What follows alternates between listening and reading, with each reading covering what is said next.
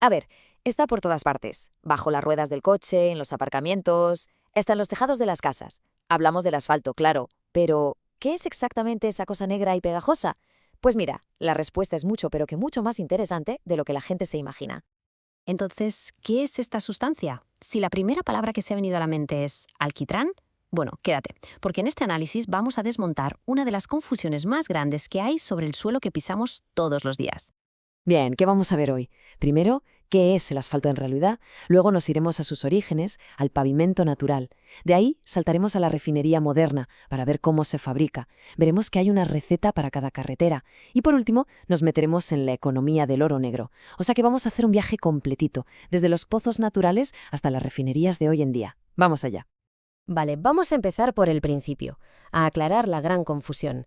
¿Hablamos de asfalto o de alquitrán? A ver, aquí está la clave de todo. El asfalto y el alquitrán no son gemelos, son como primos lejanos. El asfalto, para que nos entendamos, viene del petróleo. Se obtiene separando sus componentes, como cuando cuelas la pasta, ¿sabes? Es un proceso físico. El alquitrán, en cambio, normalmente viene del carbón y se crea transformando químicamente el material. Piensa en quemar madera para hacer carbón. La diferencia, como ves, es fundamental. ¿Y cuál es el ejemplo más famoso de esta confusión? Pues los pozos de alquitrán de La Brea, en Los Ángeles. Seguro que suenan. Pues resulta que esos famosos tigres dientes de sable no se ahogaron en alquitrán, no, se ahogaron en asfalto. Es un error de nombre que lleva ahí más de un siglo. ¡Increíble! Pero claro, mucho antes de las refinerías, ¿de dónde salía el asfalto? Pues la respuesta es muy sencilla, de la propia tierra. La naturaleza, sí, fue la primera en pavimentar el mundo. Y ojo, que hay muchos tipos de asfaltos naturales, cada uno con su propia personalidad. Desde el que es más blandito, como el de Bermúdez, hasta la gilsonita de Utah, que es dura como una piedra. Su dureza se mide con una cosa que llaman penetración, que no es más que ver cuánto se hunde una aguja en el material. Y eso, junto con la pureza que tenga, pues determina para qué se puede usar. De hecho, algunos todavía son muy valiosos hoy en día. Para que nos hagamos una idea, vamos con dos ejemplos que son los dos extremos. En la isla de Trinidad hay, literalmente, un lago entero de asfalto. Es una mezcla natural de asfalto, agua y arcilla. Y en el otro lado de la balanza, en Utah, está la gilsonita.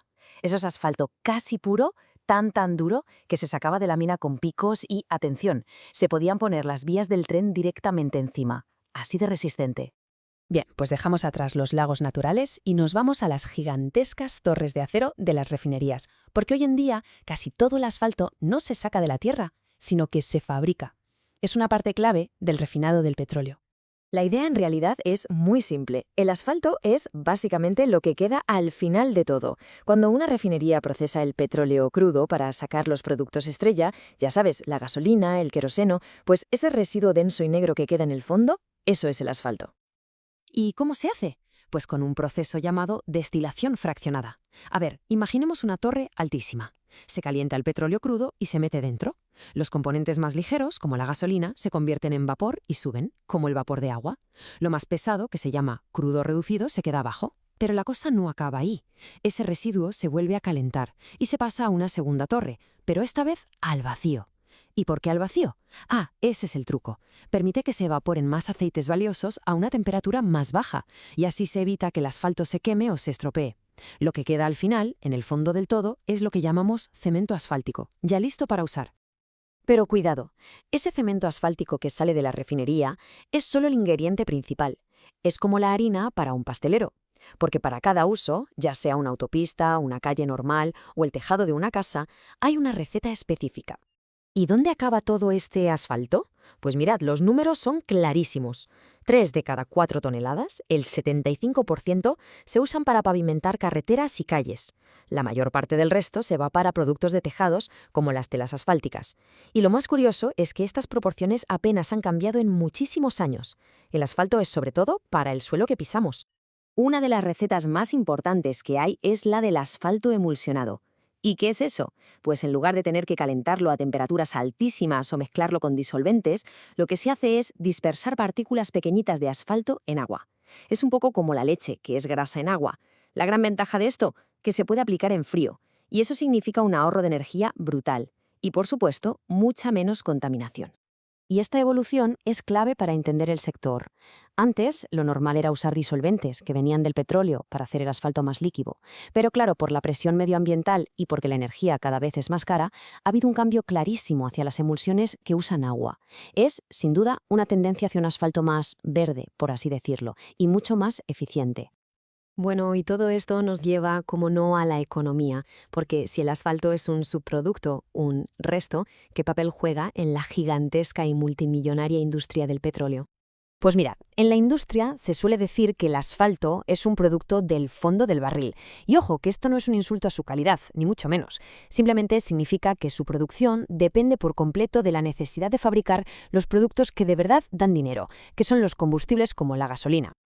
La economía del asfalto es un juego de equilibrios muy delicado. Vamos a ver los puntos clave. Primero, la pasta, el beneficio, viene de la gasolina, no del asfalto.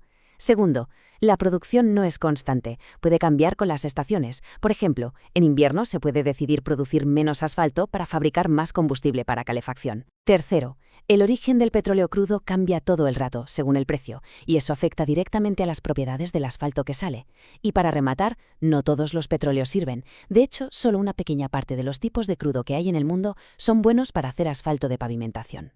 Y esta cita de un experto de la industria lo resume a la perfección. Básicamente, la gente que se dedica a pavimentar carreteras tiene dos opciones. O bien aprenden a utilizar el asfalto que les llega, con las variaciones de calidad que tenga, o están dispuestos a pagar un precio que haga que el asfalto sea un producto rentable por sí mismo. Es el eterno pulso entre adaptarse a lo que hay o pagar más por algo mejor. Y todo esto nos lleva a una última pregunta, una para reflexionar. A ver, si hemos dicho que el asfalto es un subproducto de la gasolina, ¿qué va a pasar a medida que el mundo se pasa al coche eléctrico y la demanda de combustibles baja? ¿Cuál es el futuro de ese material que forma las carreteras que tenemos bajo las ruedas? Es una pregunta que queda en el aire, pero que sin duda va a definir el futuro de nuestros caminos.